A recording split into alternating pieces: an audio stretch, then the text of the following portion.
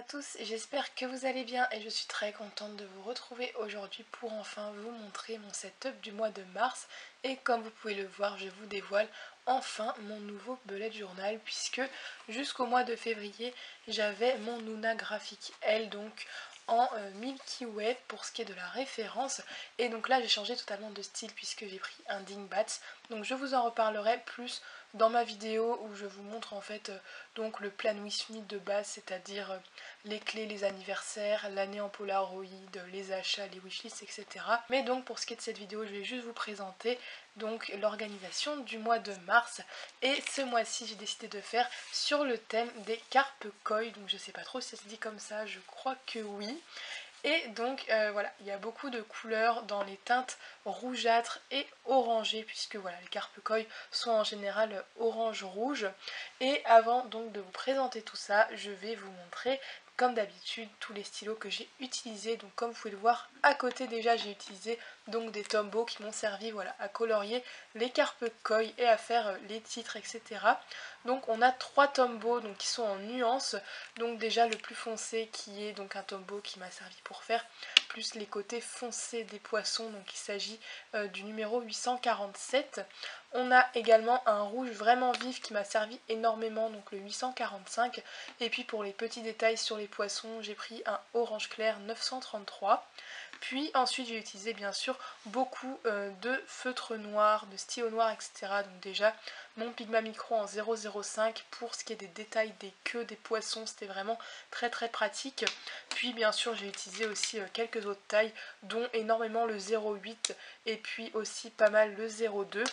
J'ai utilisé comme d'habitude mon Musicigne Pen donc en 0,5 et puis aussi mon Unisigne Pen cette fois-ci, donc voilà, qui est vraiment très pratique pour écrire gros. Et puis aussi mes Staedtler habituels, donc le 0,7 et le 1,2, et c'est tout pour le matériel. Même si je vous en reparlerai donc dans ma vidéo setup de l'année, je vais quand même vous en parler tout de suite ici. Je pense que vous pouvez le voir qu'il n'y a absolument aucune transparence puisque voilà, j'ai vraiment fait des dessins sur quand même beaucoup de pages et ça ne transperce pas du tout. Je suis vraiment choquée, c'est vraiment un grammage de papier excellent voilà, pour ce bullet journal. Et puis donc on a des pointillés en plus gros et c'est un petit peu crème par rapport à mon ancien bullet, mais vraiment ça me dérange pas parce que faut un petit peu changer et casser les codes parfois. Et du coup pour l'instant je vous avoue que je suis ravie de ce bullet journal. Le seul point négatif que j'aurais à redire dessus, c'est que les pages ne sont pas numérotées, mais à part ça il est vraiment super. Donc voilà, je regrette pas du tout d'avoir enfin porté mon dévolu dessus puisque ça faisait bien 2-3 ans en fait que je voulais un Dingbatz et j'adore ce motif avec le petit cerf. Donc voilà, je suis juste trop contente. Donc pour ce qui est de mon mois de mars, vous allez voir que j'ai un petit peu changé la disposition puisque mon ancien carnet était un peu plus gros et les pointillés beaucoup plus petits, donc je pouvais faire des organisations différentes. Donc voilà, là j'ai encore changé d'organisation pour certaines choses et je compte encore changer au mois d'avril puisque j'ai plein d'idées déjà pour mon mois d'avril. Donc sur la première page, on a comme d'habitude sur la droite la présentation du mois, donc avec 3 carpe koi, voilà, que j'ai organisé un petit peu pour contourner le mois de mars que j'avais fait au Tombow. Puis sur la page d'à côté, donc on a encore une petite carpe koi au-dessus, et puis bien sûr le planning mensuel habituel que j'ai refait sous forme linéaire. Je sais pas si je continuerai en linéaire ou pas, je pense que ça dépendra des fois. Puis sur la page d'après, on arrive sur une page vraiment toute bête, qui est pas très belle, mais je savais pas trop comment l'organiser différemment puisque les pointillés, comme je vous l'ai dit, sont assez gros. Donc il s'agit en fait de mon slip tracker, donc je verrai bien comment je vais faire, si ça fonctionne ou pas, et si c'est pas le cas, je ne le referai pas le mois d'après. Puis sur la page d'à côté, on a donc bien sûr la page habituelle que je fais tout le temps, c'est-à-dire avec les notes, les séries, les playlists, les buts du mois, ce qui se passe le mois-ci, ce qui va se passer après, etc. Donc voilà, j'ai agrémenté ça de quelques petites carpe koi et vous allez être étonnés, mais on passe directement au semainier. Donc vous allez vous dire que je ne fais plus les habit tracker et j'ai décidé cette fois-ci de les inclure en fait dans mes semaines, même si je pense que je ne ferai pas ça tous les mois parce que je trouve ça quand même bien d'avoir un aperçu global. Mais voilà, je sais pas, j'avais envie de réessayer comme il y a 2-3 ans, c'était comme ça que je faisais et je me suis dit que pourquoi pas réessayer les anciennes méthodes pour voir si ça me convient de nouveau ou pas. Donc déjà pour cette première page de semaine, on est resté vraiment sur une organisation très très simple que je faisais déjà avec mon ancien bullet journal, et il y a juste que j'ai rajouté l'habit tracker en dessous qui en plus ne comporte que 4 trackers d'habitude. Donc je sais que j'en ai 2 autres depuis qui se sont rajoutés depuis que j'ai créé ce mois de mars, donc tant pis, je les mettrai pour le mois d'avril. Ce mois-ci je vais m'en passer parce que je sais pas trop comment je pourrais les incruster dedans.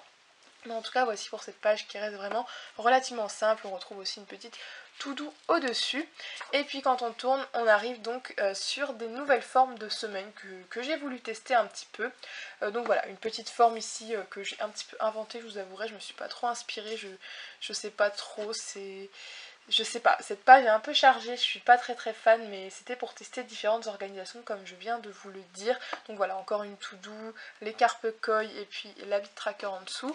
Et ici pareil, la to-do, habit tracker en dessous, et au-dessus j'ai testé quelque chose d'un petit peu différent. Je sais pas si vous vous souvenez, l'année dernière je faisais surtout 1, 2, 3, 4, 5, 6, 7 comme ça.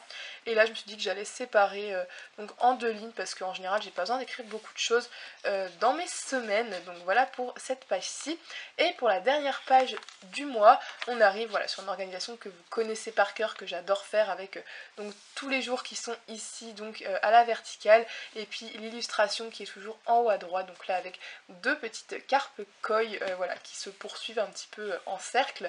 Et puis ici donc on a la to-do habituelle et l'habit tracker qui n'était pas là avant, donc ça rajoute un élément à la page, mais vraiment je pense que l'habit tracker le mois suivant je le remettrai au début parce que je sens que ça va me perturber ce mois-ci. J'ai voulu essayer, mais j'ai même pas encore commencé le mois, que je sens que je vais pas aimer, mais bon, c'est pas trop grave.